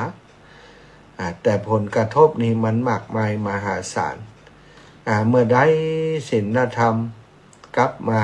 โลกาจะสงบเย็นแต่ตราบใดที่ศีลธรรมกลับมาโลกาจะวินาศอยู่อย่างนี้ต้องเรียกร้องให้ศีลธรรมกลับมาเรียกร้องให้ศีลธรรมกลับมาเฮาท่านเจ้าทั้งหลายจะต้องเป็นคนที่อยู่ในความบ่ประมาทเตรียมตัวเตรียมใจไว้ถึงมันจะบ่เกิดก็ตามมันก็มีประโยชน์ครับปลูกผักปลูกไม้ทำอะไรอย่างเพิ่มจากการที่เฮาบ่คิดจะทำให้เป็นเรื่องเป็นราวเป็นแบบเป็นอย่างเวลาที่มีอยู่ที่ดินที่มีอยู่นี่มาจัดสรรมาปรับปรุงก็จะเป็นประโยชน์ซะนะวันใดเวลาใดที่เขาอยากหมากแพงมานั้นเฮาจะเป็นประโยชน์กับเฮาจะเป็นประโยชน์กับคนในครอบครัวของเฮาเป็นประโยชน์ต่อประเทศชาติบ้านเมืองของเฮาต่อไปเนาะเอาละอาตมาอุจาร์เรื่องนี้มาก็บ่ได้เพื่อจะให้ศรัทธาได้กังวลหรือว่าทุกข์เพิ่มนะเฮามีความพร้อมในการแก้ไขปัญหาต่างๆด้วยความบ่ประมาทอย่างนี้เวลาเกิดสถานการณ์อย่างขึ้นมาเฮาจะได้เปิ่งปาตัวเองได้สถานบางสิ่งเหล่านี้อาจจะบ่เกิดขึ้นกับเฮาเกิดขึ้นในประเทศของเฮาแต่ถ้าเฮาเตรียมพร้อมไว้มันก็แบบใจเรื่องที่เสียหายอย่างดีกว่าที่เฮาว่ามันเป็นหยังก้า แต่เวลามันเป็นอย่างขึ้นมานี่เขาก็บัดตันตั้งตัวเนาะเอาละอุจากกันมาเวลาก็ใกล้จะหมดแล้วจะปั่นเวลาสถาอีปออีแม่ได้โทรเข้ามาอู้มาจากัน สักเล็กน้อยก่อนที่จะหมดเวลาไปในที่สุดขอบคุณแม่ทรงศรีแม่บุญศรีทรงศรีสกุลนะโยมแม่อยู่ติพะเยาพุนละก้าตอนนี้เนาะได้เข้ามาฟังทาง Facebook ไลฟ์เหมือนกันโยมน้องสมควรไปขายของแล้วยังสมควรใจน้อยนะแต่ว่าไปบิณฑบาตที่บ้านน้ำโจนะโยมน้องก็ดูแลพักละยังไม่ได้แกงถ้าจะแกงวันนี้เนาะ แม่ศิรินทิพย์บุญเลิศกราบไหว้สาเจ้าสาธุแม่ศิรินทิพย์อยู่กรุงเทพมหานครโยมน้องเวนศรีกราบสาธุนะพระมหาตุปีติดตามรับฟังทางวิทยุเจ้านะอยู่บ้านกาดโป่งแม่ครูแม่ครูยานะแม่ครูธัญญาแม่สีทรเปรมจิตจันดีโยมพี่จันดีนะอยู่บ้านประจำนะโยมน้องสมจิตอินทรวิจิตอันนี้ก็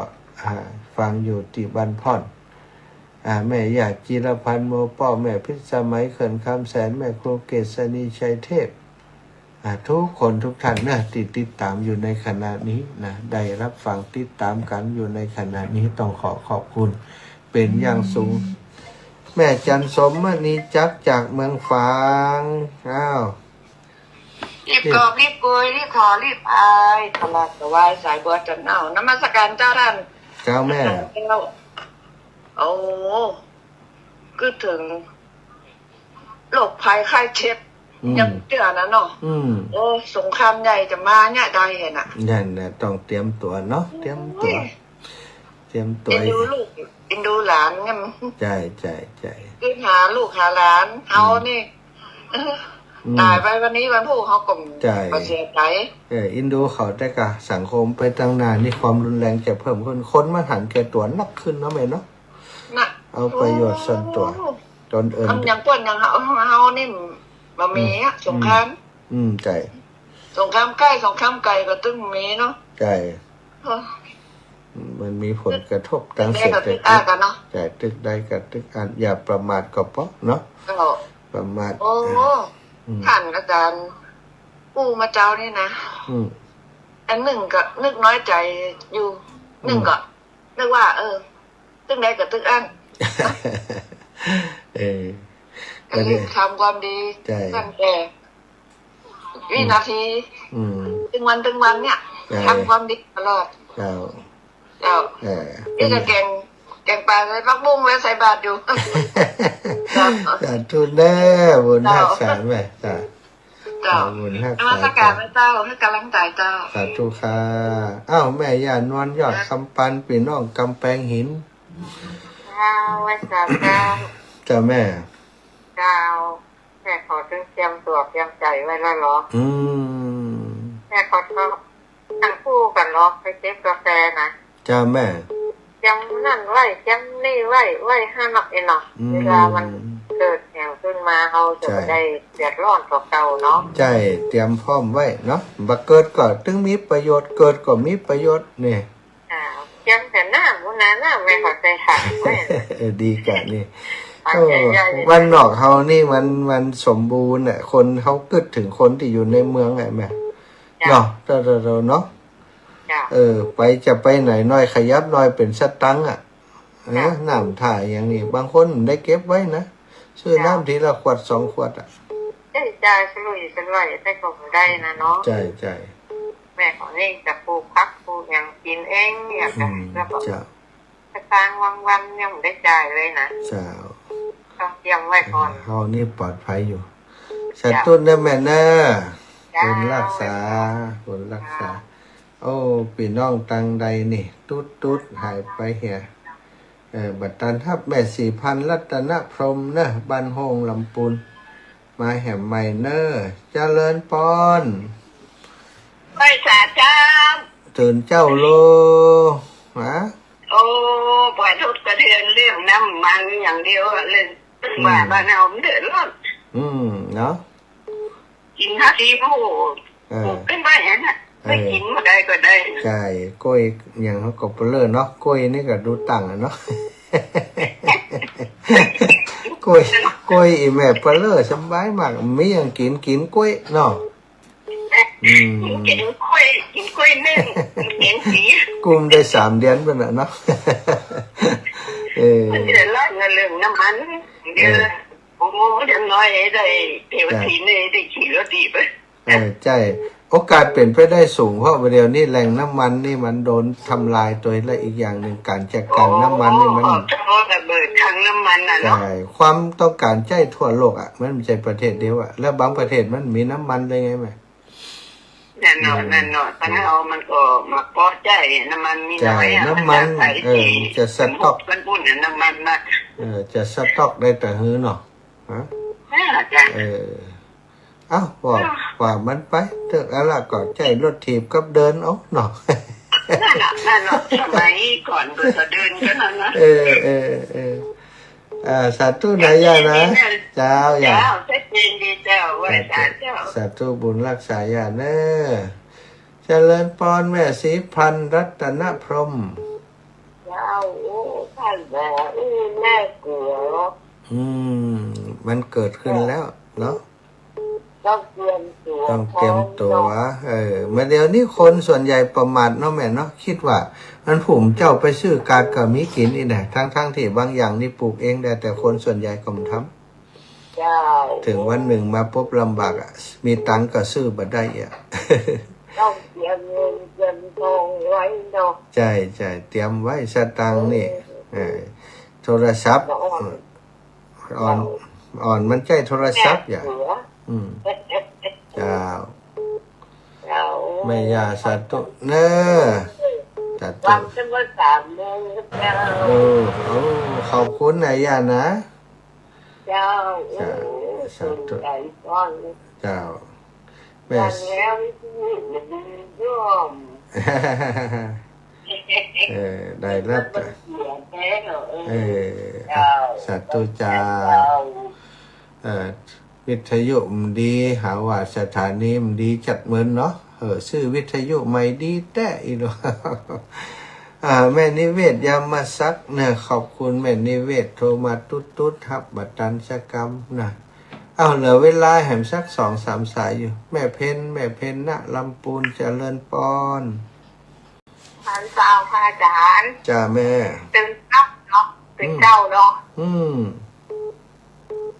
เจ้าอาจารย์เจ้าอันยังมันจะเกิดมันถึงเกิดเนาะห้ามมาได้แล้วห้ามมาได้ต้องระวังไว้เตรียมตัวให้พร้อมทุกอย่างเนาะท้ายเข้ามันจะต้องหาอย่างนั้นมาทดแทนน้ำมันล่ะเข้ามันก็มีเนาะใช่มีอยู่ใช่มันจะต้องลืมโดนละใช่เปิงมาได้แล้วเจ้า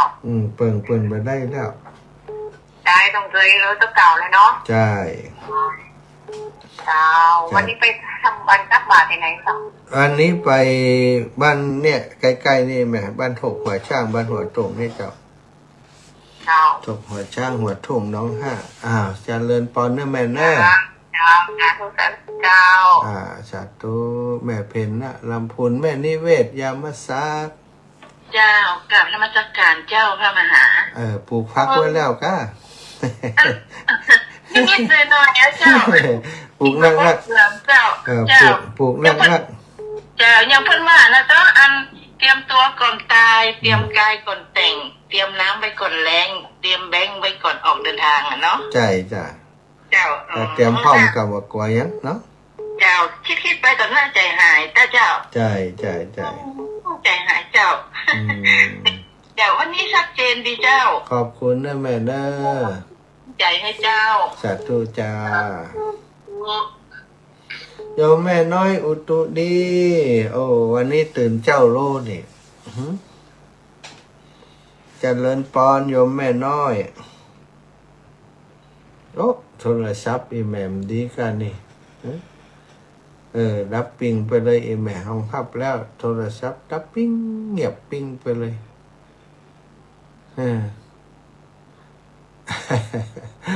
บ่มีน้ำมันก็บ่ได้แอวละเนอกำนี้นะบ่มีน้ำมันก็งดไปแอวได้ เตรียมตัวกันไว้เตรียมตัวทุกอย่างเนาะอย่าประมาทอย่าไปคิดว่ามันบักเกิดถ้ามันเกิดแล้วเขาจะบัดตันเนี่ยอย่างเจริญปอนแม่ได้ยินแล้วยัง เจ้า อ้าวอูได้เลย แม่พังอยู่เนอะลูก เจ้า เจ้าแม่โอนตังไปแล้วเนอะ เจ้า เจ้า เรียบร้อยแล้วเนาะจ้า เจ้าขออ แม่ นุโม แม่ได้ยินนี่โอ้แม่ได้ยินว่าเกิดเหตุนี่เนาะดูละอ่อนเนาะ ใจอินดูการละอ่อนลูกหลานเปิ่นเนาะลูกเปิ่นก็เหมือนลูกตัวนั่นแหละอินดู เจ้าลูกแม่อยู่สหรัฐเลย เจ้า แต่ว่ามีหยังว่าไกลอีก มันไกลอยู่ แต่ว่ามันยังว่างด้วยกันเมื่อเดียวสงครามมันมีหลายระบบลูกเนาะสงครามกองโจรก็มีก่อกันไล่ก็มีเนี่ยมันมีโอกาสต้องระวังอยู่ทุกฝีก้าวสาธุนะแม่นะ เจ้า สายนี้ก็ฮับเหียกรรมไม่ยามมอมสายอื่นพักเลยนะเจริญปอมแม่มอมอินแก้วตันวง